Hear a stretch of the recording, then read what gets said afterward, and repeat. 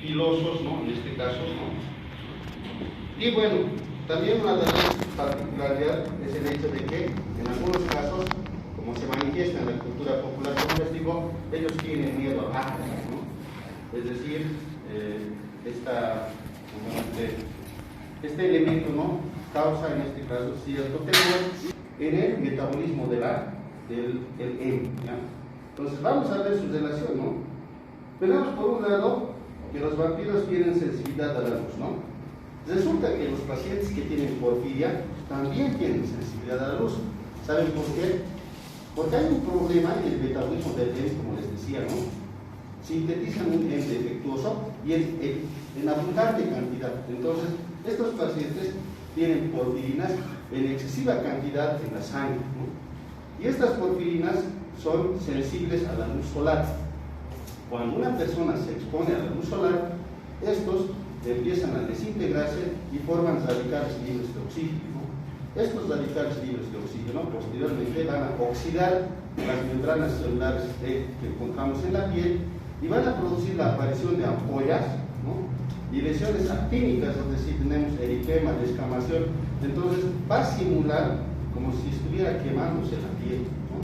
Entonces eso es responsable, ¿no? De una falla a nivel de la síntesis del pigmento hemo. Entonces tiene similitud, ¿no? ¿Se dan cuenta? Ahora, piel pálida, ¿no? Como les decía, existe un defecto en el metabolismo del hemo, por ende no se sintetiza la hemoglobina que nosotros necesitamos para transportar en este caso el oxígeno, ¿no? La deficiencia de hemo o de hemoglobina va a producir anemia, ¿no? Entonces igual, ¿no? Las personas o los vampiros tenían la piel pálida porque supuestamente no tenían sangre. En el caso de los porfirínicos es porque hay un defecto en la formación del pigmento hemo, ¿ya? Dientes profluyentes, ¿no? Y en algunos casos también eritrodontia, ¿no? Es decir, se torna de color rojo, ¿no? Resulta que, como les decía, ¿no? Existe una alteración a nivel de lo que son las encías, ¿no? Por la mala formación incluso de los tejidos, como el tejido del colágeno, ¿no? Y resulta que las encías empiezan a retraerse, ¿no? Y se tornan eritematosas, ¿no? Simulando unos dientes, ¿no? Afilados y sobresalientes, ¿no? Y además el color rojo de las encías, dando a cuenta, ¿no? De que se tratara de como si el paciente tuviera sangre en la boca, ¿ya? Entonces igual, ¿no? Los dientes profluyentes son característicos de los vampiros son los colmillos, ¿no? Pero en este caso, de los que tienen porfiria, se simulan más o menos como si así lo fuera, ¿ya? Y lo más raro, ¿no? Todavía, resulta que estos pacientes porfirínicos, ¿no? Un problema que tienen es que si ellos ingieren ajo, ¿no? Un componente del ajo, ¿no? Ayuda a que se produzca más, en este caso, porfirinas. Y les hace daño, porque si digamos una persona sintetiza más porfirinas, estos son tóxicos, se van a acumular en los huesos, se van a ir por la sangre, se van a ir a la piel y van a producir más daño, ¿no? Como el ajo, que en este caso decíamos, ¿no? Que le produce daño a un vampiro, ¿no? Entonces, les decía, ¿no? En el siglo XVII, posiblemente las personas no conocían esta enfermedad, porque esta enfermedad recién ha sido diagnosticada en 1895, ¿no? Entonces, pero antes, ustedes saben que las personas, ¿no? Daban historias, contaban historias, ¿no? Que tal vez estaban relacionadas con patologías que realmente sí existían, ¿no? Su cura ni imaginar, ¿no? En el siglo XVII, ni saber, en este caso, qué es la hemoglobina, cuáles son los pasos, en este caso, para sintetizar el pigmento hemo y todo eso. Entonces, posiblemente las personas de ese tiempo, ¿no? Han hecho, en este caso, una descripción de un paciente que tenía porfiria, ¿no? Y que en realidad, en este caso, no era un vampiro, ¿no? Otra particularidad, ¿no? Resulta que cuando una persona tiene deficiencia de algo, estamos hablando, por ejemplo, de hierro, de algún mineral, o en su caso también puede ser de sangre, ¿no? Empieza a adquirir una conducta muy particular, ¿no? A eso se llama pica, ¿no? Es decir, un niño, por ejemplo, que tiene deficiencia de hierro, empieza a comer el estuco de la pared. Entonces, nada raro que los personajes que tenían porfiria, ¿no? que es un defecto, ¿no?, bioquímico, fisiológico y hereditario, nada raro que por el hecho mismo de no tener hemoglobina, ¿no?, haya despertado una pica y alguien se haya tomado sangre de algún animal o algo, ¿no? Y eso ha generado la historia de que los vampiros succionan o absorben sangre, ¿no? Esa conducta se conoce como pica, ¿ya? Entonces, evidentemente no existe el vampiro como tal, porque es difícil succionar sangre yugular como hace el singular, ¿no? Pero gran parte de las características que hemos descrito están relacionadas con los pacientes que tienen porfiria, ¿ya? Como les decía, es un defecto metabólico, ¿no?, en la síntesis o el pigmento, el defecto en la síntesis o el pigmento E, ¿no? Y eso es lo que vamos a ver al día de hoy, ¿ya? Entonces, miren, ¿no?, otra de las características de la porfiria, ¿no?, es que se produce hipertricosis, ¿no?, es decir, desaparece pelo en los lugares donde se expone al sol, por ejemplo en la cara, en el dorso de las manos, ¿no?, en lo que son los brazos, ¿no? ¿Por qué? Porque el cuerpo quiere defenderse de los rayos ultravioletas, ¿no? Ustedes saben que los cabellos, ¿por qué creen que tenemos cabellos?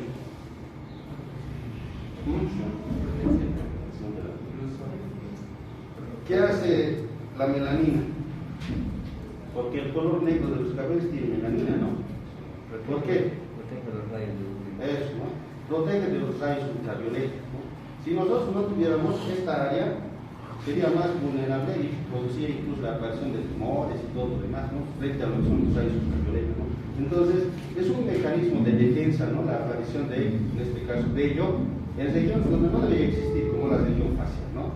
Vemos también otra característica, que es la coluria, la eliminación de orina de color oscuro. Aquí vemos uno de características normales y aquí un colurio. Entonces, estos pacientes igual eliminaban en la orina una orina oscura, ¿ya? Les decía, ¿no?, por defectos en el metabolismo del hierro. Aquí vemos igual, miren, una facies característica, ¿no?, producto de lo que es, en este caso, las alteraciones del pigmento E. Y bueno, la hipertricosis, en este caso, en el dorso de las manos. Normalmente en las películas igual a veces se ve, ¿no?, a los vampiros con pelos en la mano. Entonces, pareciera, como les decía, que si hubiera una descripción de un personaje que tiene eso, ¿no? Entonces, les decía, vamos a hablar de lo que son las porfirinas y los pigmentos biliares, ¿no? Vamos a ver su importancia también, ¿no?, sus definiciones y todo lo demás, ¿ya? Dice, ¿no?, ¿qué son las porfirinas, no? Son compuestos cíclicos planares formados por la unión de 4 anillos pisólicos enlazados por puentes metenilo, ¿no? Forman complejos con iones metálicos gracias a las interacciones con los átomos de nitrógeno del pisol, ¿no? Entonces, miren, aquí nosotros tenemos, ¿no?, 4 anillos pisólicos. Aquí tenemos un anillo, 2 anillos, 3 anillos, 4 anillos, ¿no?, o enlazados por puentes, en este caso metenilo, dice HC, ¿no? Aquí estamos, HC, HC, ¿no? Forman complejos con iones metálicos. Los iones metálicos en este caso son el hierro y el magnesio, ¿no?, gracias a las interacciones con los átomos de nitrógeno del pisol, ¿no? Entonces, aquí tenemos los átomos de nitrógeno, ¿no? Esta estructura, miren, es la hemoglobina, ¿no?, y esta otra es la clorofila, ¿no?, muy similares, ¿no? ¿Cuál es la única diferencia? La única diferencia es que aquí hierro y aquí tenemos, en este caso, magnesio, ¿no? Pareciera, ¿no?, como si nosotros descendiéramos, como les decía, por cuestiones evolutivas, ¿no?, de un ancestro común, ¿no?, o sea, animales, plantas, ¿no? Entonces, miren, no es casualidad que estas estructuras sean similares, con la única diferencia, ¿no?, en este caso, de los iones metálicos, ¿no? Y ambos tienen la función de transportar oxígeno, ¿no?, otros tal vez en las plantas y en este caso, en los seres vivos, ¿ya? Seguiremos. ¿Por qué es importante, ¿no?, que aprendamos, en este caso, su metabolismo y en este caso el M como tal, ¿no? Porque es componente de estos 5 elementos, ¿no? tenemos a la hemoglobina por un lado, es decir, si nosotros sufrimos alguna patología o alguna alteración de M, se va a ver afectada la hemoglobina, ¿no? ¿Y qué función tiene la hemoglobina? Transportar el oxígeno a los tejidos, así concreto, ¿no? Es la que se encarga de llevar el oxígeno, ¿no?, posterior a lo que es la difusión de los gases a diferentes células del organismo, ¿no? ¿Y para qué nos sirve el oxígeno? Les pregunto. Para la función metabólica, Ahora ya tiene que ser formación más de claro. energía. Para la formación del ATP, para la fosforilación oxidativa, para eso necesitamos oxígeno, ¿no? Eso garantiza la formación de ATP. ¿Y el ATP para qué nos sirve?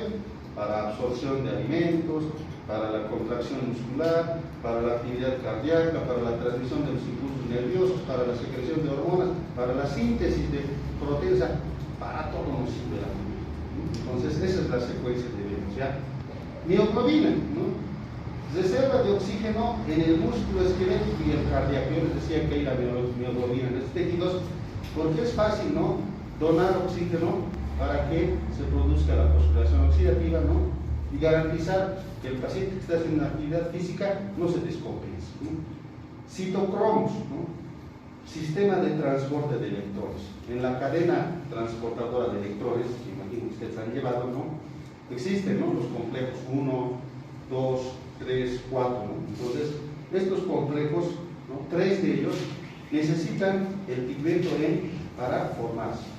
Es decir, que si no existe M, no se va a producir igual el ATP, ¿no?, por la cadena transportadora de electrones, ¿ya? El citocromo P450 tiene la función de la hidroxilación de xenobióticos, quiere decir que es el responsable de metabolizar los medicamentos que ingerimos, ¿no? Igual, si no hay el M, esto se va a ver afectado y cualquier medicamento que ustedes ingieran se van a intoxicar, ¿no? Tiene que haber el citocromo P450 para metabolizar todas las sustancias que tomemos, medicamentos, que se, ¿ya? Catalasa, ¿no?, una enzima que descompone al peróxido de hidrógeno, ¿no? El peróxido de hidrógeno es un radical libre de oxígeno. Entonces, cuando se eleva, oxida las membranas celulares, produce daño celular, incluso puede dañar el ADN y puede predisponer al envejecimiento, ¿no? Entonces, la catalasa evita que eso suceda, ¿no? Entonces, ¿y de qué está hecho? Del M, ¿no? Triptófano pisolasa, ¿no?, evita las oxidaciones del triptófano, ¿no? Ahora nosotros sabemos que el triptófano es importante, es un aminoácido esencial, ¿no?, que nos ayuda a sintetizar ¿qué hormona? Serotonina. Y pues después, ¿qué más? Aparte de la serotonina, ahora vamos a aprender otros. La melatonina, ¿ya? Serotonina y melatonina. La serotonina es la hormona de la felicidad que hemos dicho. Es esa hormona que ustedes experimentan cuando tienen algún, que les digo, algo positivo, algo que les anima a seguir, ¿no? Y la melatonina es la hormona del sueño, ¿no? Es la que les ayuda a conciliar el sueño, ¿no? La deficiencia de triptófano puede llevar a que estas personas no puedan tener un buen sueño, ¿no? Por ende, igual, envejecimiento prematuro, ¿no? Entonces, miren, por eso es importante el E, ¿no?, porque ayuda a sintetizar estos elementos, ¿no?, que cumplen múltiples funciones en nuestro organismo, ¿ya? ¿Dónde se sintetiza el M, ¿no? Siendo concretos, se sintetiza en el hígado, en la médula ósea y en los reticulocitos, en esos 3 lugares. Yo les pregunto, ¿no?, así en el examen, digamos, ¿dónde se sintetiza el pigmento M, ¿no? Y ustedes me tienen que anotar estos 3 lugares, ¿ya? No existe, evidentemente algunos dicen que en todas las células del organismo, no, pero nosotros vamos a dejar concreto en estos 3 órganos, ¿ya? ¿Cuáles son sus precursores, no? La glicina. ¿La glicina es un aminoácido esencial o no? ¿Está dentro de los aminoácidos esenciales? ¿Sí o no? Porque ustedes ya tendrían que memorizaríamos avanzar, ya les he dado los temas. En el tema 1 está cuáles son los aminoácidos esenciales, a qué familia pertenecen, espero que estén memorizando, ¿no? Porque yo les voy a preguntar, si aminoácidos básicos, mencione 2 ejemplos. Aminoácidos neutros, aminoácidos sulfurados, ¿no? Mencione 2 ejemplos. Espero que estén memorizando, ¿ya? Y también como otro precursor tenemos a la succinil coenzima A. ¿Ya? Entonces esos dos, a partir de estos dos elementos se va a formar M.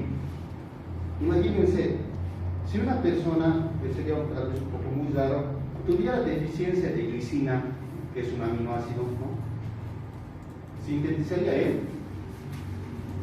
No. Y si no sintetiza, todas estas enzimas que hemos mencionado, e incluso proteínas como la hemoglobina, estarían deficientes, ¿no? Entonces la persona no va a manifestar patologías así con signos bien evidentes, ¿no? Porque eso actúa a nivel sistémico, entonces toda una serie de malestar, ¿no? Pero relacionado con una simple deficiencia de un aminoácido como es la glicina, ¿ya? Dentro de lo que es la biosíntesis del M, ¿no? Vamos a determinar que se trata, ¿no? De 8 reacciones, ¿ya? 8 reacciones químicas, de las cuales la primera sucede dentro de la mitocondria, ¿no? Y después las posteriores 4, es decir, la reacción 2, la reacción 3, la reacción 4 y la reacción 5, ¿no? Se producen en el citoplasma, ¿no? Y otras 3 reacciones se producen dentro de la mitocondria. Es decir, la última etapa en este caso de la biosíntesis del M, se produce en la mitocondria. Igual, yo les pregunto, ¿no? ¿Dónde se produce el pigmento M? ¿No? Y ustedes me anotan, en la matriz mitocondrial del hepatocito, del reticulocito, ¿no? Pero es en la matriz mitocondrial, porque las últimas reacciones, las últimas 3 reacciones se producen aquí, miren, estamos viendo en la gráfica, ¿no? Comenzaremos, ¿no? Primero, hemos dicho que sus precursores son la glicina y la succinil coenzima, ¿no? Necesitan de una enzima, ¿no? Como la 5A, la sintetasa, que es la que controla prácticamente la síntesis de M, ¿no? Para que posteriormente se forme el ácido aminolebulínico, ¿ya? Pero ya una vez que se forma, este ácido aminolebulínico sale al citoplasma de la mitocondria, ¿no? Entonces, una vez que sale, por acción de la enzima porfobilinógeno sintasa, se produce el porfobilinógeno, ¿no? Esa es la segunda reacción, ¿no? En la tercera reacción, la hidroximetilbilan sintasa forma la hidroximetilbilan, ¿no? En una tercera reacción. En una cuarta reacción, la uroporfirinógeno 3 sintasa va a formar uroporfirinógeno 3 y uroporfirinógeno 1, ¿no? Y posteriormente tenemos a lo que es la quinta reacción, donde se va a formar a partir de la uroporfirinógeno descarboxilasa la coproporfirinógeno 3 y a su vez también la coproporfirinógeno 1, ¿no? Este coproporfirinógeno 3, ¿no? Miren, por acción de esta enzima va a convertirse en protoporfirinógeno 9, pero esto ya va a pasar dentro de la matriz mitocondrial, ¿no? Entonces aquí ya tenemos, ¿no? La tercera, 1, 2, 3, 4, 5. En la sexta reacción se va a entrar en este caso este componente. En la séptima, en este caso, se va a producir la protoporfirina 9 a través de la enzima protoporfirinógeno oxidasa, ¿no?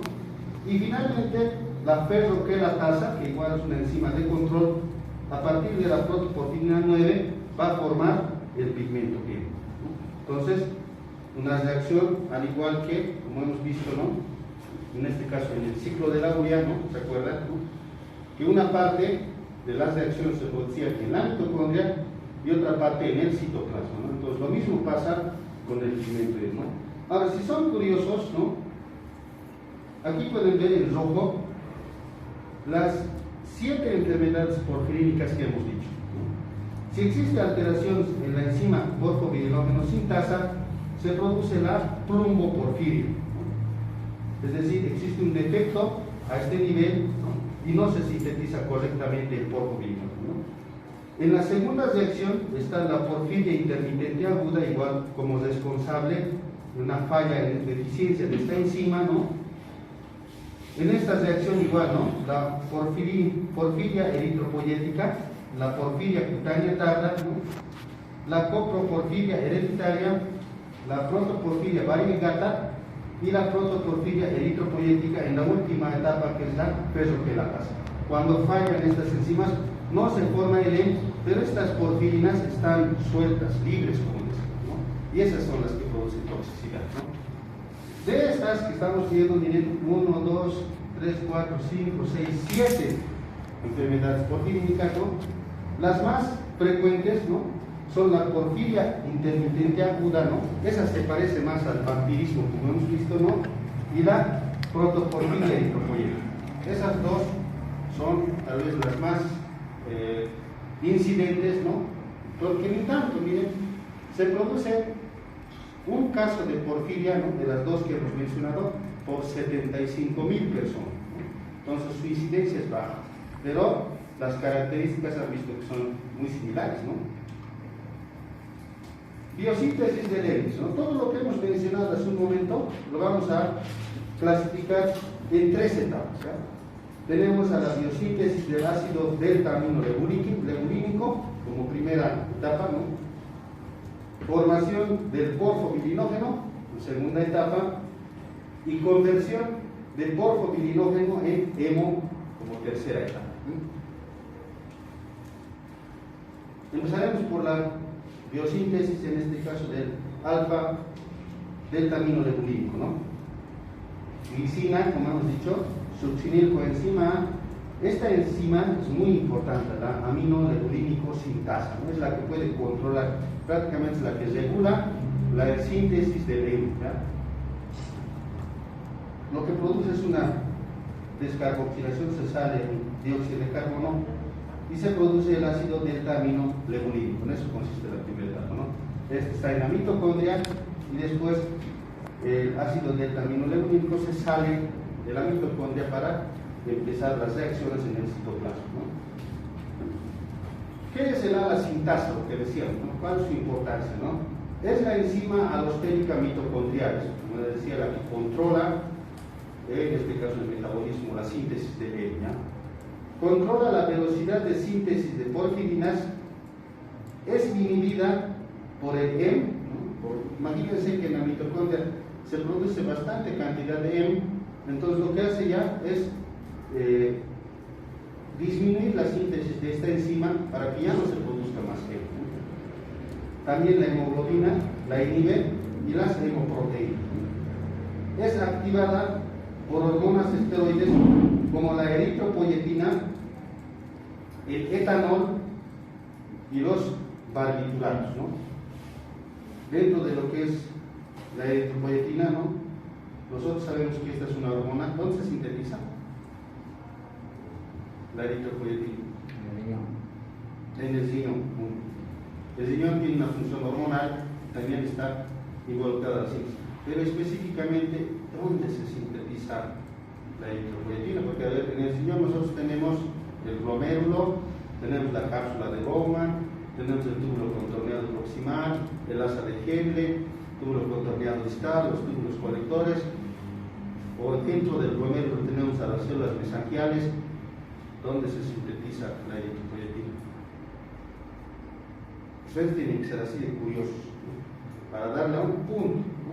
Es como decir, por ejemplo, ¿dónde encontramos, a ver, el chicharrón de cerdo? En Cochabamba, ¿no?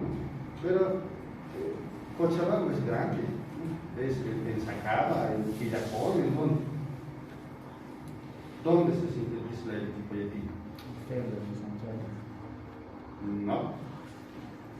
Pero está bien. O sea, no le voy a negar que es una, digamos, está bien, es bueno arriesgarse, lanzarse, ¿no? En las células tubulares, ¿no?, en este caso, del túbulo contorneado proximal, ¿no? O sea, existe, ¿no?, en este caso, el aparato glomerular que nosotros conocemos, ¿no? Algunos indican ahí y otros incluso dicen, como dice su compañero, que está en células mesangiales, ¿ya? Todavía no se sabe, miren, tanto que es, hay siempre que indagar, pero nosotros lo vamos a dejar en células tubulares de los túbulos contorneados proximales. Ahí no, células tubulares, entonces ahí se produce la eritropoyetina, ¿ya? Ella es la que activa a la sintetasa, ¿no?, para la síntesis del hemo, ¿no? Dice hormonas esteroideas. ¿Cuáles son esas hormonas esteroideas? aunque recién vamos a llevar hormonas, pero ya tenemos. Hormonas esteroideas hace referencia a aquellas que derivan del colesterol. ¿Cuáles? Hormonas sexuales, como por ejemplo la progesterona, los estrógenos, la testosterona.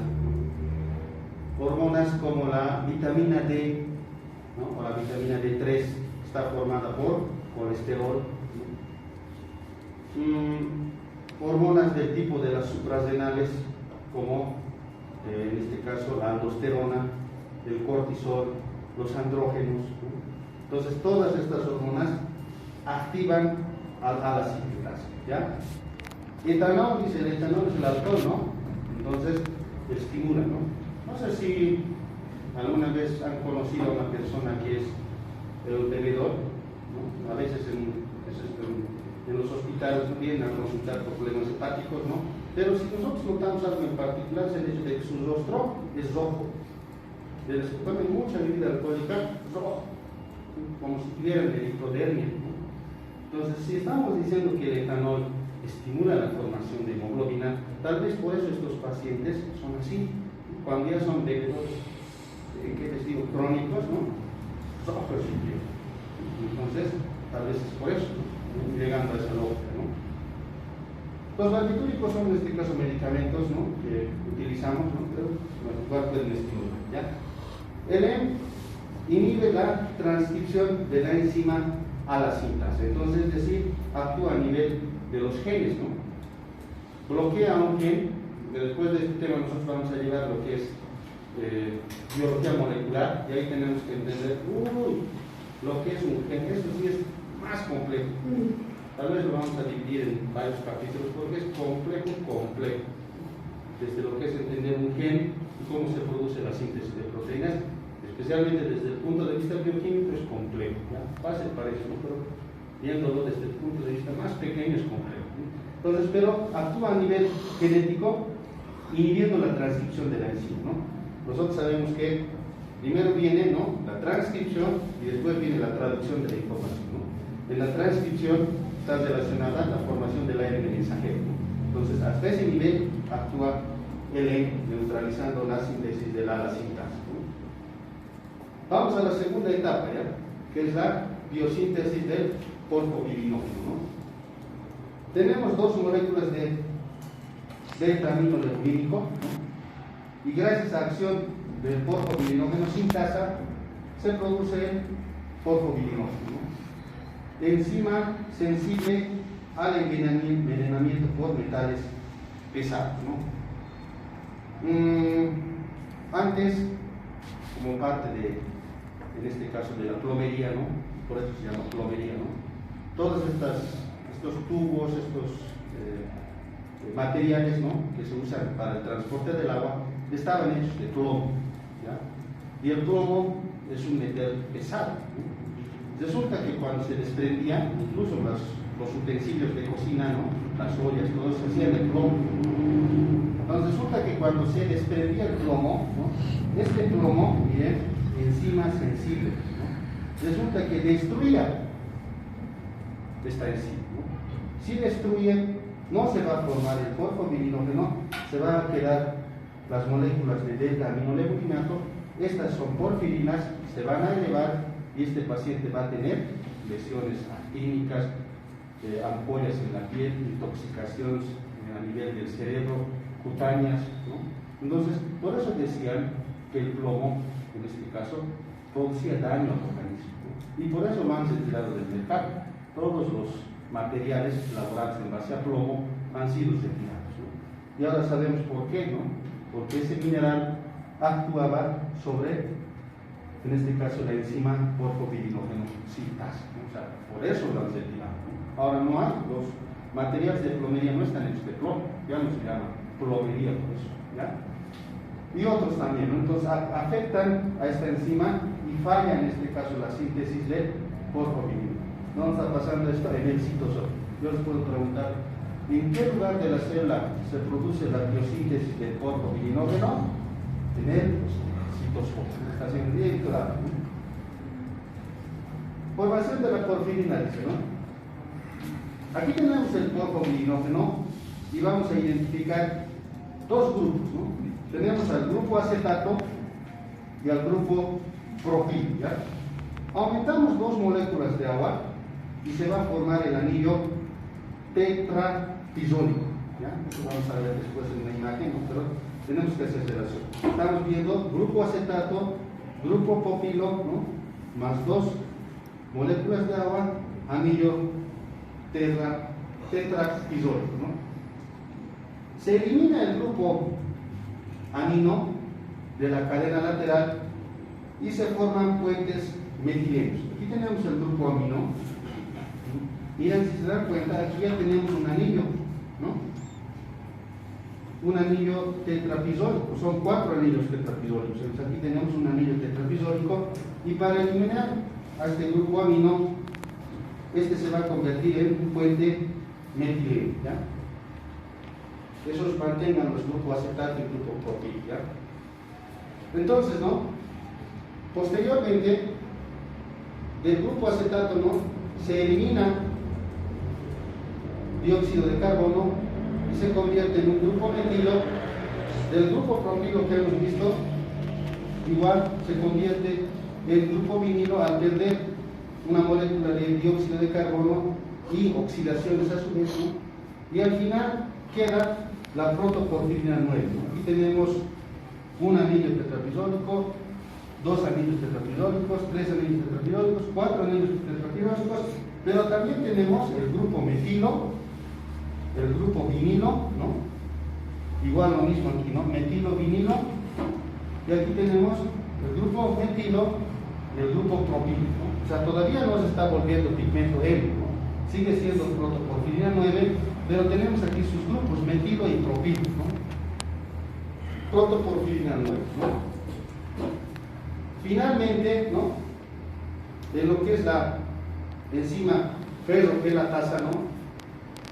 La protoporfirina, en este caso 9 que hemos dicho, ¿no? Se le va a añadir además hierro en estado ferroso.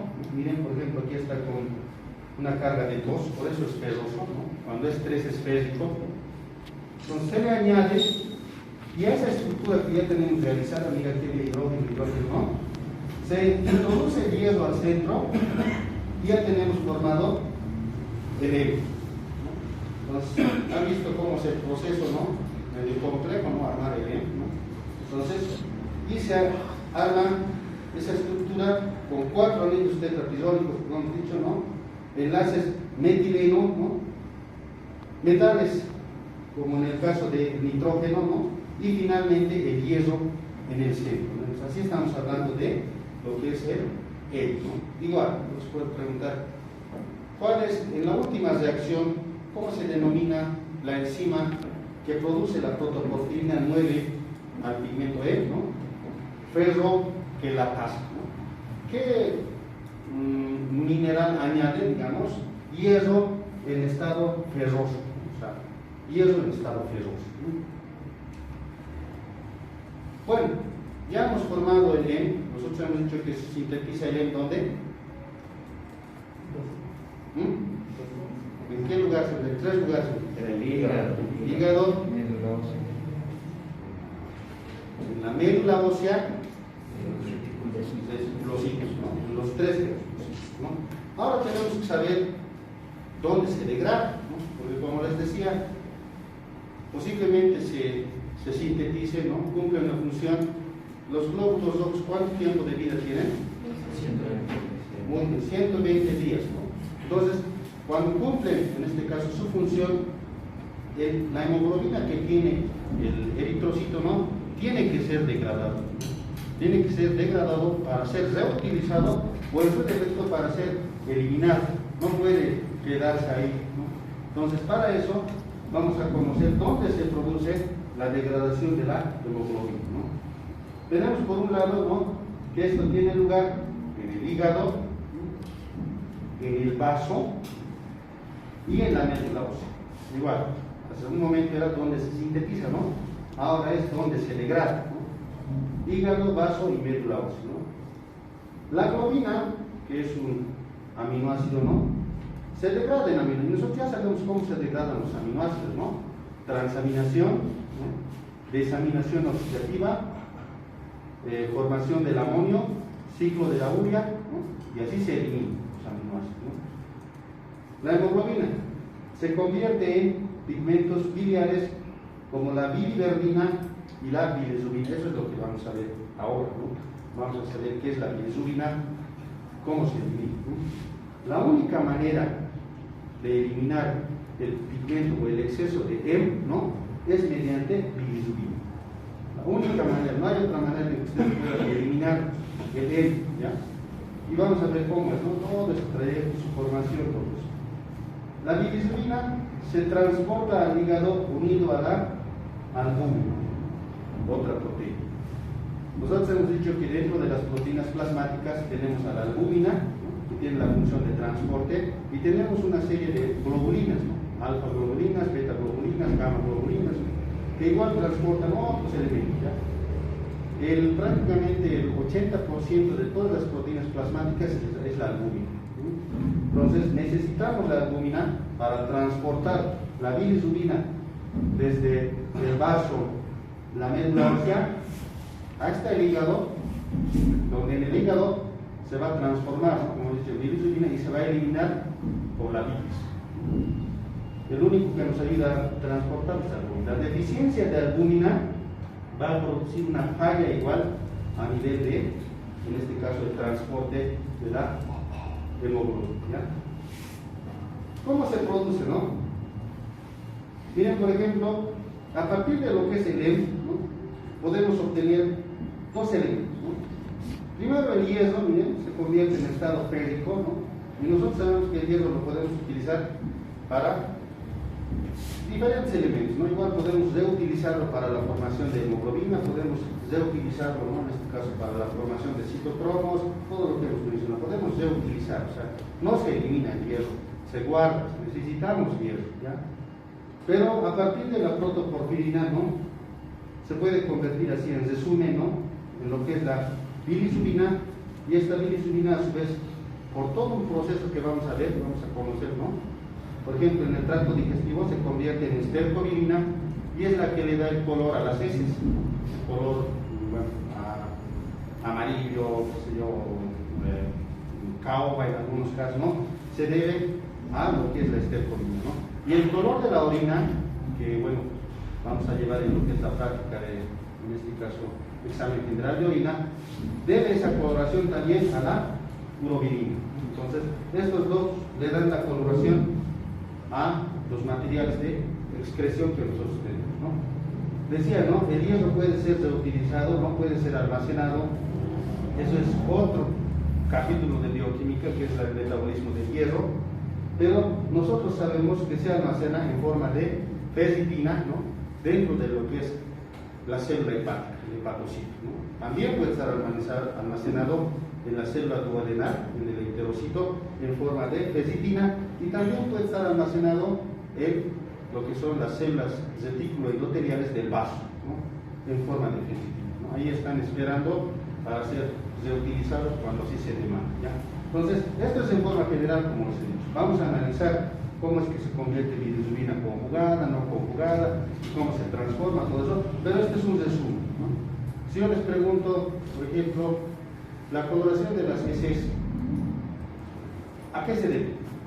Ustedes me dicen a la formación de la estercobilina a partir de la bilirrubina.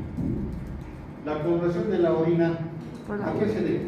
A la formación de la urobilina a partir de la bilirrubina como resultado de la degradación del hemo. O sea, no es difícil de entender, ¿no? Sencillo a veces cuando existen en este caso mapas esquemáticos, ¿ya? En el sistema retículo endotelial del vaso, ¿no? ¿Qué es lo que sucede, no? Tenemos a la hemoglobina en la parte superior, ¿no? Ya hemos dicho que la parte de la hemoglobina se va y se utilizan sus aminoácidos para síntesis de otras proteínas, ¿no? Y tenemos al hemo, ¿no? Este hemo puede ser reutilizado, puede venir también de otras hemoproteínas como los citocromos que hemos dicho, ¿no? La catalasa que hemos dicho. Miren, a partir de una enzima que es la hemoxigenasa, ¿no? Se va a degradar el hemo en biliverdina, en bilirrubina y en hierro. Nosotros lo vamos a dejar así, ¿ya? En las células de retículo endotelial, ¿no? Gracias a la enzima hemoxigenasa, ¿no? Vamos a convertir el hemo en hierro, en biliverdina y en bilirrubina. Si yo les pregunto, en las células de retículo endotelial, ¿cómo se degrada el hemo?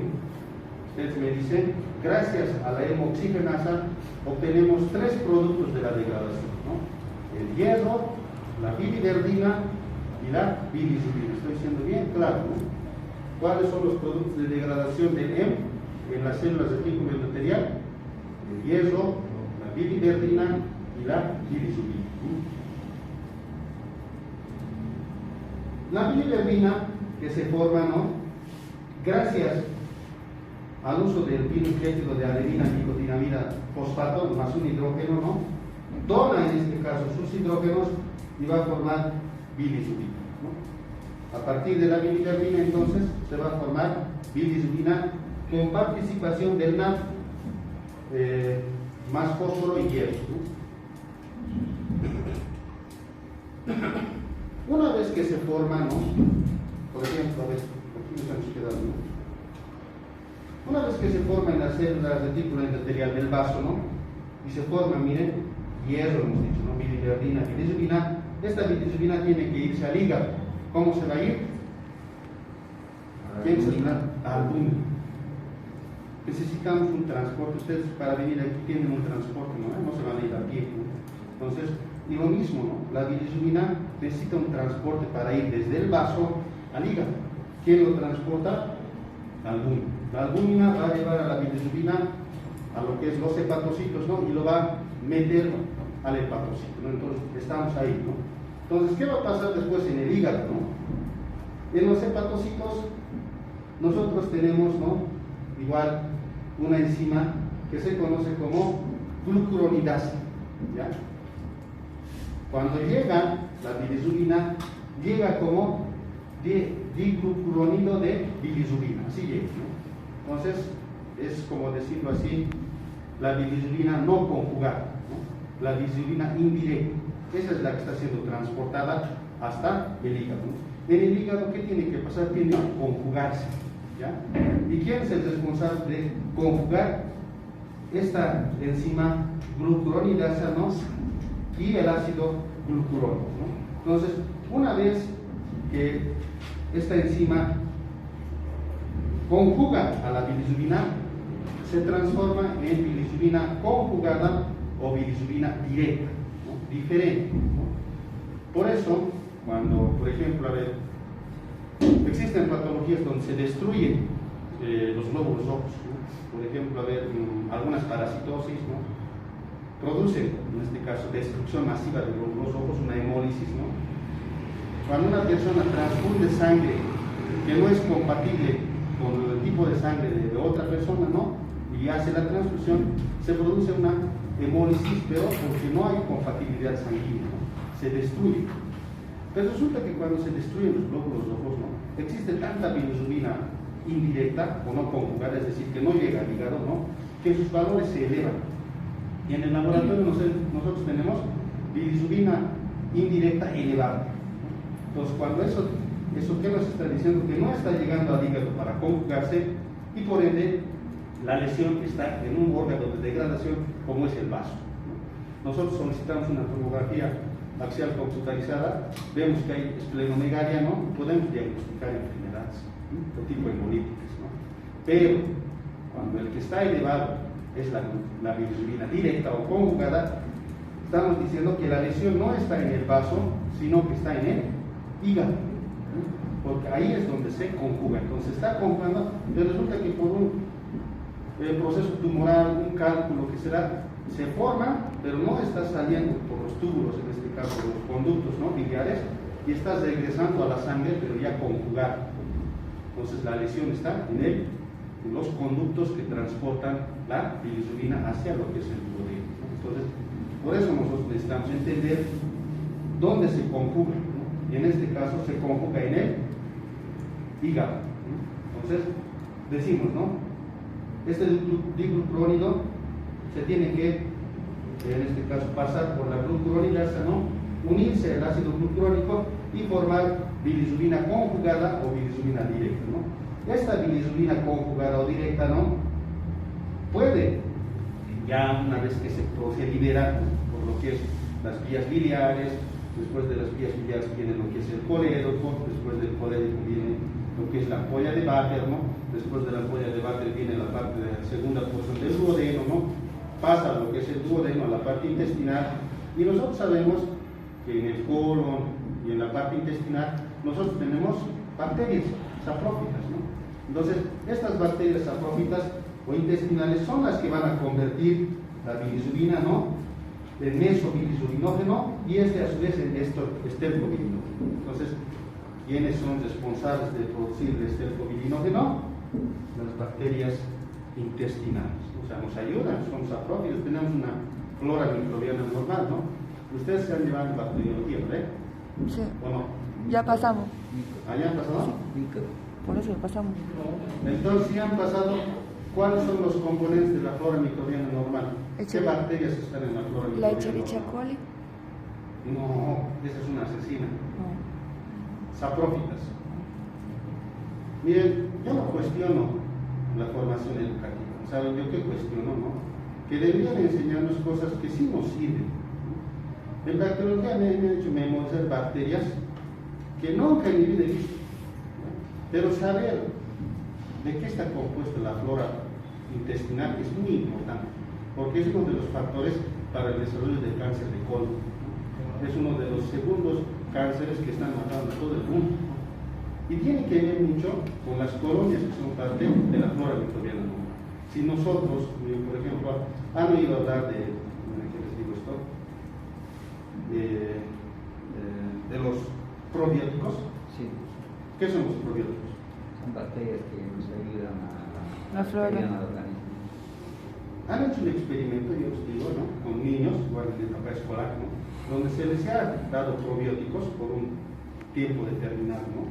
Y resulta que estos niños, ¿no?, han tenido mejor rendimiento académico, muchas cosas. O sea, ¿quién puede imaginarse que las bacterias que están ahí en el intestino, que tal vez no cumplen ninguna función, ¿no?, garantizan el buen funcionamiento del organismo? Y en algunos casos se ha visto, como les decía, la falta de algunas de esas colonias que están ahí, ¿no?, produce tendencia a la aparición del cáncer de colon. O sea, por eso decimos, yo no cuestiono el hecho de que memoricen todo tipo de bacterias. Lo que yo cuestiono es que deberían enseñarles cosas que son importantes para todos, ¿no? ¿Han ingerido algún probiótico en su vida? Tú, pero los demás. ¿Qué es un probiótico y un prebiótico? ¿Qué es? En bacteriología, eso deberían enseñar. Creo que Porque es probiótico y es prebiótico, diferentes. Y ahora se va a enseñar algo más sencillo.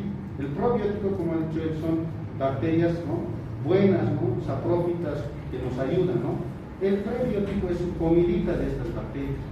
Cuando ustedes dan a un niño, dicen, no, fórmula enriquecida con probióticos y prebióticos, ¿no? Es como si estuvieran diciendo, les están dando bacterias sanas, pero también les están dando su comidita para que vivan bien. Entonces toman y garantizan el crecimiento de los niños y todo. ¿Ya? Entonces, investiguen cuál es, en este caso, la formación, quiénes son las bacterias. No hay una familia, son colonias las bacterias que están ahí, ¿ya? Entonces son responsables ellos de producir el estercobilinógeno y darle la coloración a las heces. Les te hago una pregunta. Hay pacientes que eliminan heces de color blanco, ¿no? Ya no es como ese color amarillo caoba, ¿no? ¿Por qué creen que sea? ¿Por la falta de la bilirrubina? Por la, claro, pero ¿Por qué no es de color? ¿Dónde está el problema, digamos? en el mecanismo de la bilirrubina. ¿Mm? En el mecanismo de la bilirrubina. A ver, hemos dicho que esta bilirrubina conjugada va a viajar por los conductos biliares, va a ir al colédoco, del colédoco va a ir por la ampolla de Vater, va a llegar a la parte intestinal, ahí las bacterias la van a convertir en estercobilinógeno, ¿no? ¿Dónde está el problema si las heces son blancas? La estercobilina. En los conductos, ¿no? Si algo obstruye el conducto, la bilirrubina conjugada no va a llegar a la ampolla de Vater ni al colédoco, ¿no? Con un cálculo, digamos, ¿no? A nivel del colédoco, no va a llegar y por ende las bacterias no van a convertir en estreptobilinos, ¿no? Y la coloración no va a ser de color blanco, ¿no? Ahora, ¿por qué en algunos casos es de color oscuro? Bueno, algunas veces por la ingesta de exceso de hierro o medicamentos o algo que le dé la coloración, eso no está involucrado, ¿no? Pero en algunos casos es oscuro, ¿no? ¿Por qué? Exceso ya también, ¿no? Exceso de estercobilino, se forma mucho, ¿no? Entonces puede ser debido a una secreción abundante de bilirrubina. A ver, hay personas, miren, que tienen hábitos muy raros, ¿no? Pero yo sé que a algunos les va a dar problemas, ¿no? Por ejemplo, se toman un vaso de leche, ¿no? Después de eso se van a comer un chicharrón de cerdo que es maldito, ¿no? O sea, tanta grasa, ¿no? Entonces, al final, la bilis, ¿qué función tiene? El metabolismo de las grasas. ¿Qué? El metabolismo de las grasas. No. Una palabra clave: emulsión. La bilis tiene la función de emulsionar las grasas, así es, ¿no? ¿Y qué es emulsión? Ustedes han echado aceite al agua, se forma un glóbulo grande, ¿no? Sí. ¿Le han echado algún detergente? Quita una gotita, pónganle y van a ver que ese glóbulo grande de grasa se va a empezar a volver chiquitos pedacitos, ¿no? Eso es emulsión. Cuando de un glóbulo grande se forman glóbulos más chiquititos, ¿no? Esa función tiene la bilis, de emulsionar las grasas, ¿no? Entonces, si una persona ingiere, ¿no?, tanto alimento graso, ¿no?, se va a producir, pues el hígado va a producir más bilis de lo que tal vez quería, ¿no?, o tenía que producir, ¿no?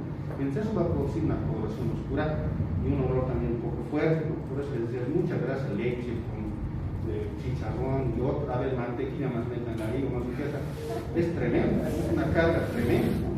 Pero como les decía, no todos tienen ese hábito, ¿no?, afortunadamente. Entonces, ese análisis quiero que realicen, ¿no? Si se altera la coloración en algún trayecto de ese conducto, hay alguna obstrucción que evita que, en este caso, la coloración de las heces, ¿no? Ahora. Esquema de degradación del índice, ¿no? Vamos a resumir todo lo que hemos dicho, ¿no? Tenemos, ¿no?, las células de título endotelial.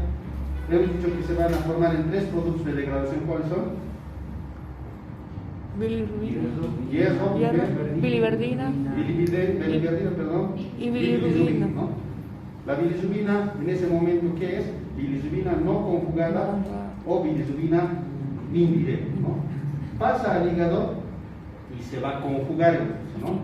Se va a llamar bilirrubina conjugada o bilirrubina directa, ¿no? Este se va a secretar por la bilis, por el coledo, como dicho, ¿no? Llega a la parte intestinal y las bacterias van a formar, en este caso, el estercobilinógeno, y a partir de ahí la estercobilina que le da el color a las heces, ¿no? Miren, sintetizar, en este caso la bilirrubina, es muy difícil, ¿no? Por esa razón existe una circulación enterohepática, ¿no? ¿Qué quiere decir? Que una parte de la estercobilina que se va a secretar y todo eso, se va a reabsorber en el ilio, ¿ya? A través de la circulación enterohepática, en el ilio se va a reabsorber, en este caso, parte de la bilirrubina y va a volver al hígado, ¿no?, para volver a convertirse en sales biliares y volver a ser eliminado, ¿no? Eso se llama circulación enterohepática, ¿no? Solo pasa en el ilio. Por eso, les repito nuevamente, ¿no?, los que van a ser cirujanos, tenemos el apéndice en lo que es el ciego y el ilio. Si lesionan el ilio o necrosan el ilio, vamos a tener 2 problemas, ¿no? Uno, la reabsorción de la vitamina B12, ¿no? Otro, la reabsorción de la bilirrubina. Por eso estas personas, cuando se operan del apéndice, donde hay una necrosis o algo, tienen problemas para secretar, en este caso, bilis y por ende emulsionar las grasas, ¿no? Y les hace mal. ¿Y qué en grasas? Diarrea, ¿no? Es de tipo osmótica, pero diarrea. Entonces, al momento de hacer este tipo de operaciones, piensen, acuérdense de mí, ¿no?, y sean bastante cuidadosos para no lesionar el ilio, ¿no? Que en este caso tiene esa función de absorción de la bilirrubina, ¿ya? Otra parte del esterco bilinógeno, ¿no? Se va a la circulación, llega al riñón y se convierte en urobilinógeno y finalmente en urobilina y le da la coloración a la orina. Entonces, cuando vemos alguna alteración de la orina, ¿se acuerdan, por ejemplo, del caso de la porfiria? Veíamos, ¿no? Hay una orina de caracteres normales y una orina oscura, ¿no? ¿Eso por qué estaba pasando? Porque existía excesiva cantidad de urobilinógeno, por ende, excesiva cantidad de bilirrubina conjugada por algunas razones. Entonces, nosotros tenemos que analizar por qué se está viendo. Puede haber destrucción de glóbulos rojos, una hemólisis, ¿no? Entonces, tenemos que pensar por qué se está elevando, ¿ya? Esta gráfica nos sirve para entender eso. Entonces, hay una circulación enterohepática donde vuelve la bilirrubina aparte, ¿no? No es que toda la bilirrubina se elimina, una vuelve al hígado para cumplir sus funciones, ¿ya? Determinación de bilirrubinas con fines diagnósticos, ¿no? Nosotros, como parte de lo que es, ¿no? Las pruebas de función hepática, tenemos dos parámetros, ¿no? Tres en realidad. Tenemos la bilirrubina total, la bilirrubina directa y la bilirrubina indirecta. Son tres parámetros que nosotros medimos, ¿no? Ya hemos dicho que la bilirrubina directa mide los niveles de la bilirrubina conjugada, ¿no? La bilirrubina indirecta mide los niveles de la bilirrubina unida a la albúmina, ¿no? Porque esta está viniendo del vaso, ¿no? Hasta el hígado, ¿no? Entonces, es una forma de saber qué cantidad de bilirrubina está unida a la albúmina, ¿ya? Tenemos un signo o un síntoma característico que es la ictericia, ¿no? Que para nosotros en términos bioquímicos es hiperbilirubinemia, ¿ya? Una persona de piel normal, miren, no tiene esta coloración amarillenta, ¿no? Pero otra persona, ¿no? Miren, manifiesta en el rostro esta coloración o incluso en las conjuntivas, ¿no? O sea, nosotros vemos eso y pensamos en una hiperbilirubinemia. Pero ahora la pregunta es a predominio de la directa o de la indirecta? Entonces, para eso no podemos saber, pero para eso solicitamos bilirrubinas, ¿no?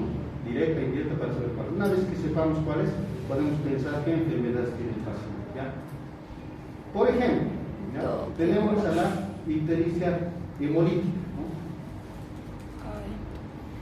En la ictericia hemolítica, como su nombre lo indica, existe hemólisis o existe destrucción masiva de glóbulos rojos. Ya les he dicho, puede ser porque a una persona se le transfunde un paquete globular de una sangre incompatible, ¿no? Entonces, por esta reacción autoinmunitaria, ¿no? O perdón, esta reacción de inmunidad pueden destruirse, ¿no? Existen patologías también donde, producto de la mala formación del glóbulo rojo, ¿no? Se forman glóbulos rojos con una morfología diferente, ¿no? Entonces estas se destruyen en el vaso, ¿no? Llegan a los capilares y por la presión arterial, como son defectuosos, ¡pum!, se chocan y se van destruyendo, ¿no? Entonces esta hemólisis, ¿no? Como hemos dicho, va a producir tres productos de degradación: hierro, biliverdina y bilirrubina, pero como se está produciendo esta destrucción en el vaso, los niveles de bilirrubina indirecta van a estar elevados, ¿no? Una parte, en este caso, pasa a lo que es la bilirrubina conjugada, pero como hay más destrucción de glóbulos rojos a nivel del vaso, ¿no? Entonces, el que va a estar más elevado en cantidad es la bilirrubina indirecta, ¿no? Una parte del centro va a pasar, ¿no?, a lo que es el hígado, se va a conjugar, va a hacer todo el proceso, ¿no? Y miren, el esterco bilinógeno, que era el material en este caso que utilizaban las bacterias, ¿no?, para formar la estercolina, va a estar igual incrementado. Esto también va a estar incrementado, ¿no? La reabsorción va a estar incrementada y por ende las heces van a ser oscuras.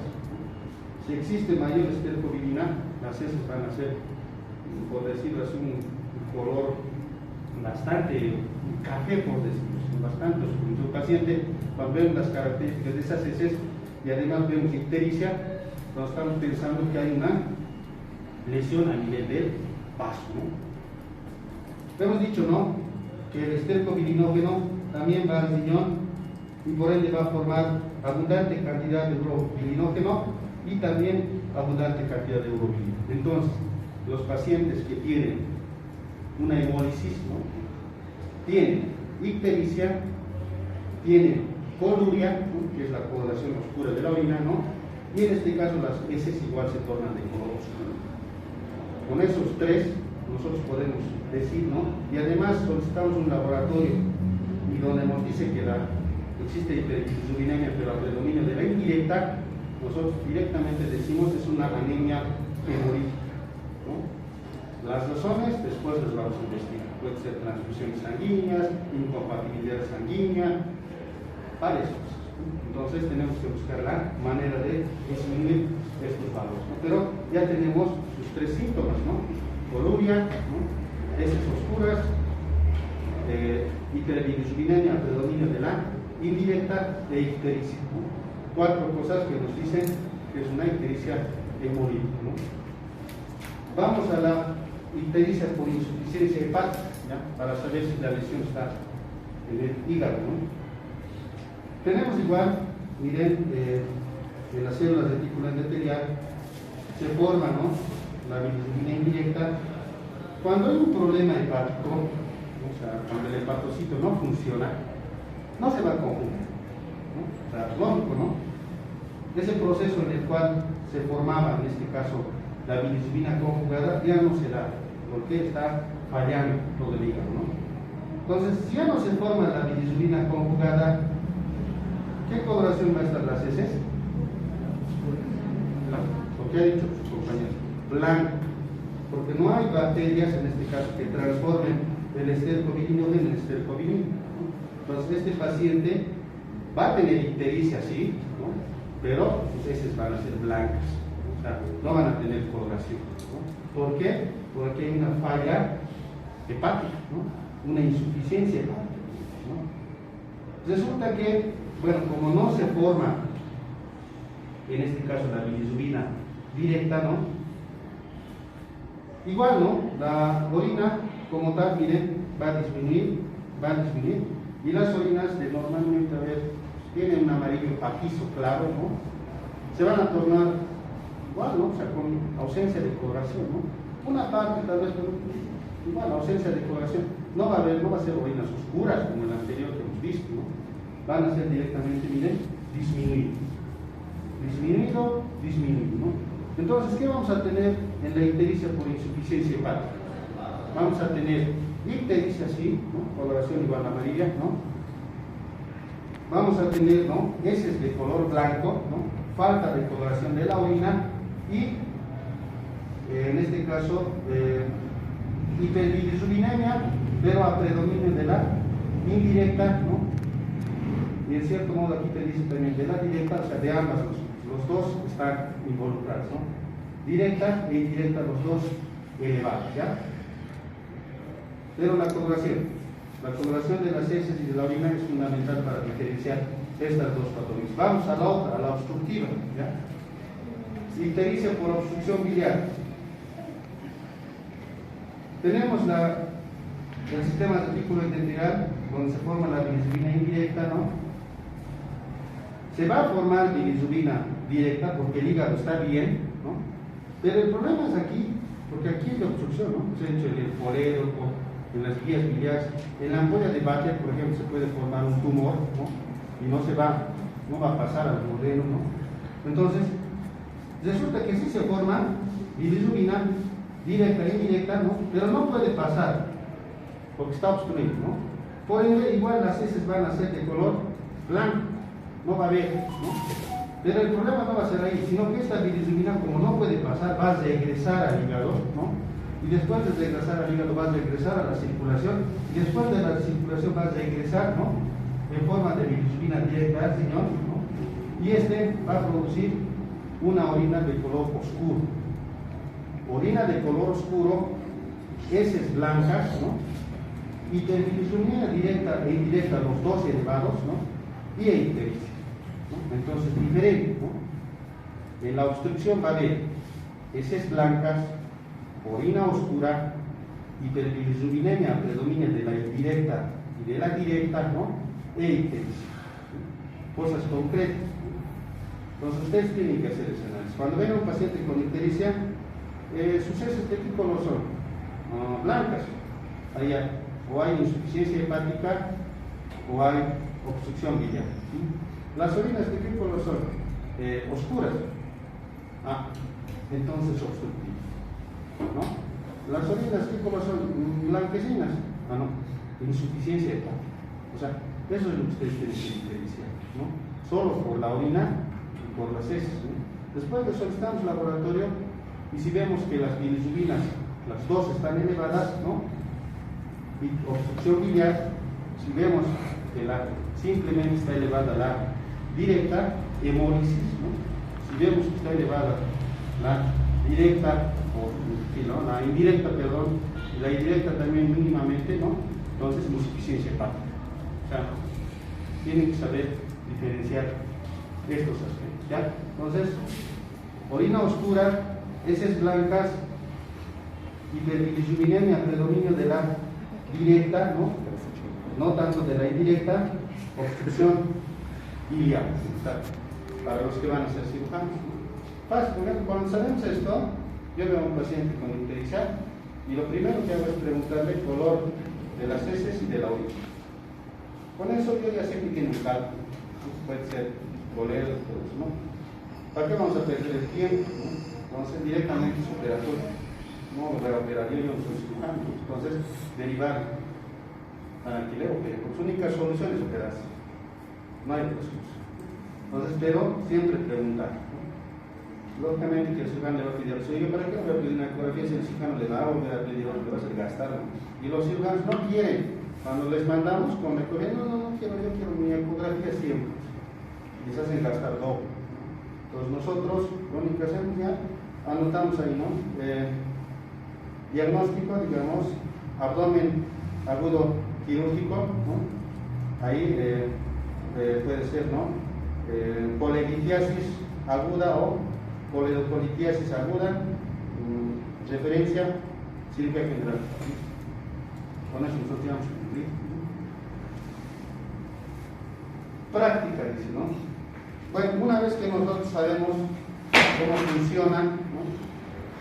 Vamos a aprender unos 10 minutos más, ¿no? Y vamos a analizar este caso clínico, ¿ya? Ya les decía, en la parte de bioquímica lo que a nosotros nos interesa es que ustedes aprendan a analizar qué es lo que pasa en el cuerpo. Es difícil, yo sé, lo entiendo, ¿no? Saber qué sucede en el cuerpo es difícil. Memorizar es fácil, ¿no? Pero entender qué es lo que pasa es bien difícil. Especialmente cuando hablamos de números. Miren, esto ya no les es nada familiar. Proteínas totales. ¿Qué son las proteínas totales? ¿Cuáles son las proteínas totales? ¿Quieren ser médicos? ¿Les gusta la medicina o no les gusta? Yo la considero la medicina una pasión. Cuando es una pasión, no te interesa el tiempo y nada. Le pones las ganas y el interés nada más, ¿no?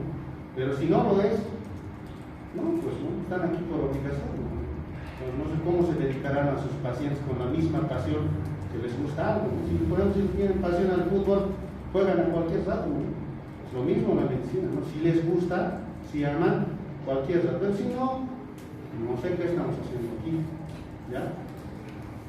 Proteínas totales, estamos hablando de las globulinas, ¿no? Alfa globulinas, beta globulinas, ¿no? Albúmina es igual a una proteína plasmática, ¿no? Las bilirrubinas que deberíamos llevar, las globulinas, miren, ¿no? Aquí también están las gamma globulinas, por cierto, ¿no? Gamma globulinas, alfa globulinas, beta globulinas, ¿no? ¿Qué es la GOT? ¿Y la GPT? Transaminasa. Nosotros hemos llevado esto, o sea que nada de esto ya es raro. Ustedes pueden solicitar después de laboratorio e interpretar, ¿no? Fosfatasa alcalina es una enzima, ¿no? Que nos ayuda a valorar en este caso, igual, la función hepática y si hay alteraciones óseas, para eso nos sirve, ¿no? Y el examen general de orina, ¿no? La práctica consiste en lo siguiente, en saber qué le está pasando a este paciente. Tenemos a un lado sus parámetros normales, tenemos en este lado los parámetros de la paciente, ¿no? Sexo femenino, edad 35 años, ¿no? Sabemos nada de ella, miren, ni si tiene índice de masa corporal, peso, presión, no sabemos nada, solo tenemos un laboratorio, pero vamos a ver qué es lo que está pasando. Bilirrubina total de 0.3 a 1 miligramo por decilitro, que es todo normal, tiene 2.3. ¿Cómo está? ¿Qué se llama eso? No, pero ¿qué se llama? Tiene su nombre. Hiperbilirubinemia, o sea, tiene hiperbilirubinemia. Ahora viene la segunda pregunta, ¿a predominio de qué es? Directa, de 0.1 a 0.3 está 1.5, ¿no? Indirecta, de 0.2 a 0.3 está 0.8. ¿A predominio de cuál es? Indirecto. Directo. Entonces, ¿dónde está la lesión? ¿En el vaso, en el hígado o en las vías biliares? En el vaso. Directas. La indirecta cuando se eleva es por hemolis, ¿no? La directa cuando se eleva es biliar o hepático, uno de los dos, ¿no? Biliar o hepático. Como está más la directa, porque es 1.5, miren, 0.3, estamos hablando tal vez de algo obstructivo, ¿no? Porque se forma, hemos dicho, la directa, pero el problema es que no puede salir, ¿no? Y el exceso se va al riñón y todo lo demás y forma orinas oscuras, ¿no? Entonces, hiperbilirubinemia predominio de la directa con sospecha de una obstrucción biliar. Hasta ahí estamos llegando. Porque esto está casi normal, miren, 0.7, no hay nada. Proteínas totales de 6.7 a 8, normal. Estas nos ayudan a valorar la función hepática. Para saber si la lesión está en el hígado o en la vía biliar, tenemos que descartar, ¿no? Proteínas totales 0.8 está normal, ¿no? Albúmina de 3.85 está normal. Globulinas de 1.22 está normal. Transaminasas 0.45, 0.35, ¿cuánto está? 156, 300. ¿Qué nos dice esto? Cuando las transaminasas están elevadas, la función hepática, ¿cómo está? Hay falla hepática, ¿no? Hasta aquí estábamos bien, ¿no? Pero miren, las transaminasas, la GOT, la GPT que hemos dicho, que son las que convierten un aminoácido en alfa-cetoácido, ¿no? Y esto se da en el hepatocito, ¿no? Están elevadas. Su compañero decía, doctor, esas enzimas están elevadas porque hay daño celular, ¿no? Daño a nivel de las células hepáticas, ¿no? Entonces, evidentemente, tienes razón, ¿no? Existe en este paciente, además de la hiperbilirubinemia predominio de la directa, ¿no? Existe una lesión hepatocelular, una necrosis, entonces una insuficiencia hepática, ¿no? Ictericia o hiperbilirubinemia por insuficiencia hepática, ¿no? La fosfatasa alcalina lo confirma, porque esta enzima está dentro del citoplasma y cuando hay destrucción de células se libera en abundante cantidad, ¿no? De 17 a 142, 295. Entonces, tenemos, y el examen general de orina, miren, orina de colosio. Entonces, con este laboratorio, nosotros tenemos hiperbilirubinemia, predominio de la directa, insuficiencia hepática por daño hepatocelular, ¿no? Expresado en la GOT, la GPT y la fosfatasa alcalina, ¿no? Y coluria, ¿no? Entonces, este paciente, sin conocer, porque miren, en la insuficiencia hepática, nosotros ¿qué vamos a ver? Vamos a ver un síndrome artrítico, vamos a ver problemas en la coagulación, va a tener hemorragias masivas, ¿no? Hasta puede tener, en este caso, neurotoxicidad por la presencia excesiva de amonio que se producen las bacterias, ¿no? Y puede estar en estado de coma. Yo ya me lo estoy imaginando, pero no lo conozco, ni la conozco, ¿no? Laboratorialmente nosotros hemos llegado a esa conclusión, ¿no? Y eso es lo que ustedes tienen que hacer, ¿no? Ya no es raro hablar de esto, tal vez antes lo era. Ahora, cuando ustedes vean un laboratorio, van a empezar a analizar y sin conocer a la persona, esta persona tiene ictericia, tiene coluria, tiene daño hepatocelular, ¿no? por estos tres, ¿no?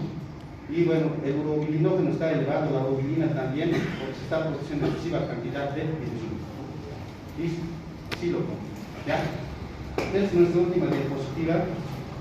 Todos nosotros hemos acabado lo que es la parte del pigmento M, ¿no? Estamos avanzados, creo, ¿no? Sí. Pero está bien, porque la biología molecular, que vamos a hablar después, es arte, ¿no? Pero entender, ya se dice, no, para mí es fácil decir, miren, el ADN está formado por cuál, tenemos tres tipos de ARN, ¿verdad? Cuento, ¿no? Yo quiero saber hasta dónde, hasta llegar a lo más profundo para que usted se entienda, ¿no? Por ejemplo, esta vacuna del Pfizer, ¿no? ¿Cómo se ha fabricado? ¿Qué es el Pfizer? ¿No? ¿Cuál es la diferencia entre la Sputnik, la Pfizer, la Sinopharm? ¿No? Ahí hay tecnología